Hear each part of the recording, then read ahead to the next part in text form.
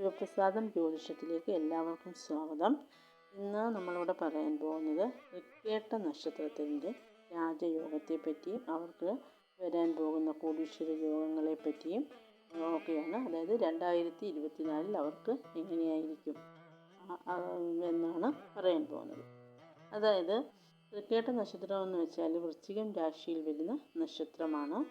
അത് വൃശ്ചികം രാശിയിൽ വരുന്നത് കൊണ്ട് തന്നെ അത് ഏറ്റവും അത്യുത്തമമായ ഒരു നക്ഷത്രമാണ് തൃക്കേട്ട നക്ഷത്രം എന്ന് പറയുന്നത്. ഇവർക്ക് ഇതുവരെ അനുഭവിച്ച എല്ലാ കഷ്ടപ്പാടുകൾക്കും ഒരു അവസാനം ഉണ്ടാകുന്നതാണ്. അതായത് അവരുടെ ജീവിതത്തിൽ രാജയോഗം വന്നിരിക്കുന്ന സമയമാണ്. അതായത് വ്യാഴം 7-ൽ സഞ്ചരിക്കുന്ന സമയമാണ്. അതുകൊണ്ട് തന്നെ അവർക്ക് വളരെയധികം ഗുണാനുഭവങ്ങൾ ഈ വർഷം പ്രതീക്ഷിക്കാം. അതായത് വാഹനം പുതിയത് വാങ്ങാം, പുതിയ സ്ഥലങ്ങൾ വാങ്ങാം, അതുപോലെ വീട് വയ്ക്കുന്നതിന് യോഗമുണ്ട്, സന്താനങ്ങൾ ജനിക്കാൻ, പുതിയ കുഞ്ഞുങ്ങളൊക്കെ ജനിക്കാനുള്ള സൽസന്താന ഭാഗ്യത്തിന് യോഗമുണ്ട്. അതുപോലെ ജോലിയിലൊക്കെ പ്രമോഷൻ കിട്ടാം. അതുപോലെ ഇപ്പോൾ തുടർന്നുകൊണ്ടിരിക്കുന്ന ജോലി അവസാനിപ്പിച്ച് വേറെ ജോലിയിൽ കുറച്ചുകൂടെ ബെറ്ററായിട്ടുള്ള ജോലികളിലൊക്കെ പ്രവേശിക്കാൻ അവർക്ക് സാധ്യത കൂടുതലാണ്.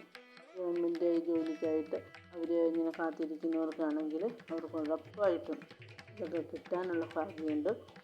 അതുപോലെ തന്നെ കൃഷിയിലൊക്കെ നല്ല ഉയർച്ച ഉണ്ടാകുന്നതാണ്. അതായത് അവർക്കിപ്പോൾ വ്യാഴത്തിൻ്റെ ആ ഒരു അനുഗ്രഹമാണ്.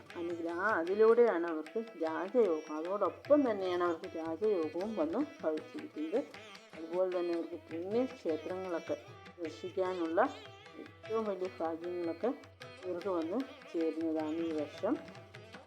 അതുപോലെ തന്നെ ഇവരുടെ ഈ സ്ഥിതിയിൽ കുറച്ചുകൂടെ അവർക്കൊരു ബെറ്ററായിട്ട് ഭാഗ്യങ്ങൾ നമുക്ക് ഉണ്ടാവുമെങ്കിലും അത് കൂടുതൽ നമുക്ക് പ്രാക്ടിക്കലായിട്ട് നമ്മുടെ ജീവിതത്തിലോട്ട് കൂടുതലായിട്ട് അനുഭവവേദ്യമായിട്ട് വരാൻ വേണ്ടി ഇവർ വ്യാഴാഴ്ച ദിവസം വിഷ്ണു ക്ഷേത്ര ദർശനം നടത്തുന്നതും ഭാഗ്യസൂക്ത പുഷ്പാഞ്ജലി ചെയ്യുന്നത് ഏറ്റവും ഉത്തമമായിരിക്കും. അതുപോലെ തന്നെ ഇവർക്ക് കണ്ടകശനിയുടെ അപഹാര കാലഘട്ടത്തോടെയാണ്. ആ കാലഘട്ടം ആണെങ്കിലും അവർക്കത് വലിയ ദോഷമായിട്ട് വരികയില്ല. കാര്യം വ്യാഴം ഇത്രയും സ്ട്രോങ് ആയിട്ട് ഇവർക്ക് നിൽക്കുന്നത് കൊണ്ട് വലിയ പ്രശ്നങ്ങൾ ഉണ്ടാകത്തില്ല. എന്നാലും അവർ ശനിയാഴ്ച ദിവസങ്ങളിൽ ശിവഭഗവാന് ജലധാര നടത്താം. അതുപോലെ അയ്യപ്പന് നീരാഞ്ജനം നടത്തുന്നതും ഉത്തമമായിരിക്കും. എല്ലാവർക്കും, എല്ലാ തൃക്കേട്ട നാളുകാർക്കും അതുപോലെ എല്ലാ ആളുകൾക്കും എല്ലാവർക്കും എല്ലാ ഐശ്വര്യങ്ങളും ഉണ്ടാകട്ടെ എന്ന് ആശംസിക്കുന്നു.